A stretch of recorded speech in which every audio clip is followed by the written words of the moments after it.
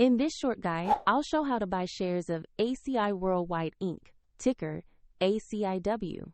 ACI Worldwide provides payment and processing software and is listed on NASDAQ.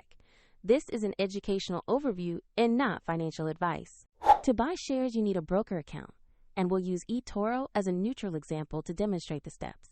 After registering, you'll typically need to verify your identity with an ID and add funds before placing a trade. Use the broker's search box and type the ticker ACIW to find ACI Worldwide Inc. Confirm you've selected the correct company listing before proceeding. On the stock page, review basic company information and the price chart to understand the listing. Make sure the name, ticker, and exchange match ACI Worldwide Inc. on NASDAQ. To invest, select Buy. Enter the amount you want to invest, then review and confirm the order details before submission. If the market is closed, your order may be queued or executed at the next session, and the platform will prompt you to add funds if your balance is insufficient.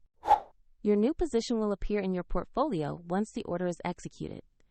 Check the description for the eToro link if you want to follow the same example.